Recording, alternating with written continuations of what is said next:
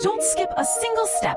Watch till the very end to unlock the 100% guaranteed fix. No 1. Step-by-step fix, specific to Oblivion Remastered. 1. Step 1. Identify the mod causing DirectX 12 dependency. 2. Step 2.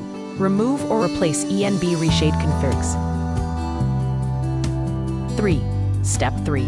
Downgrade END or use DX9 compatible mods.